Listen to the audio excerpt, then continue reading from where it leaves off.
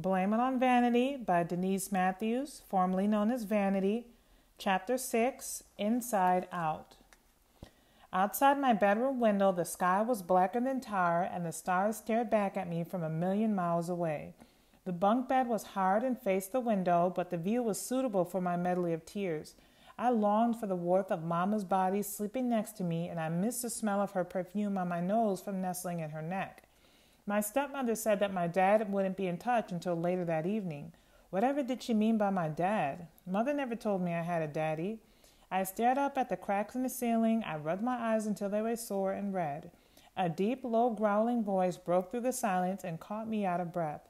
The door was slightly ajar, just enough for me to peer into the kitchen. A strange man stuck his head inside the room and got a better look at me. He was tall, husky, and daringly menacing.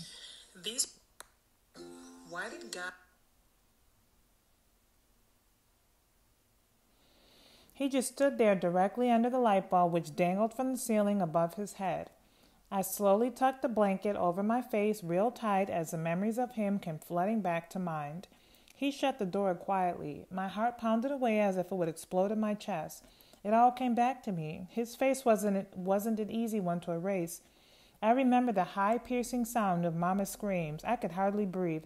I peeked out from under the covers and glared at the bottom of the door where a stream of light seeped in under the crack. I realized the same man that stood behind it had hurt my mama. I was very afraid. The memories were still there. How he chased her into the living room and slammed her to the wall. She cried loudly and helplessly as I fought. I crawled under the coffee table. He was breathing heavily while she was hardly breathing, and I could see the hatred flaming up in his eyes. She lay there pitiful and bruised like a balloon punched and deflated. I threw myself onto his back like a wild cat.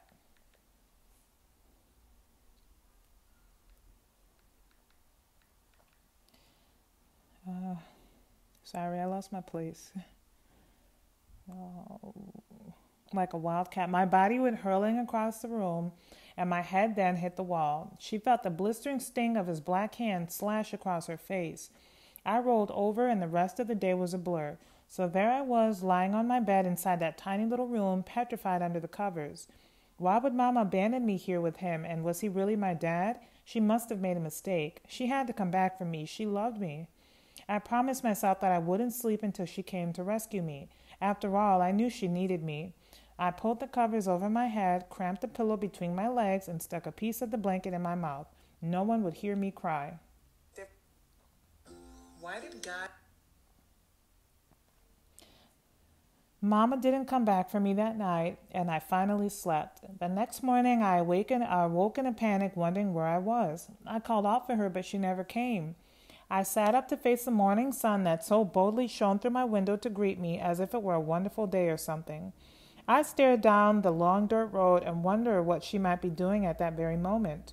Over and over in my head, I kept hearing her say the same words. "I'll be back, Denise, I promise."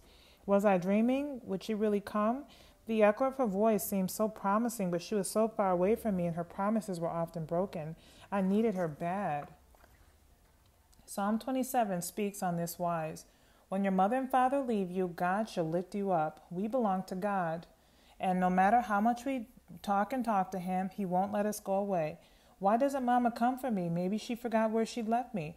I sat on my bed looking like a petrified bird, too afraid to fluff and fly. I waited silently, my head bowed. I ate nothing. Don't forget to like this video and subscribe.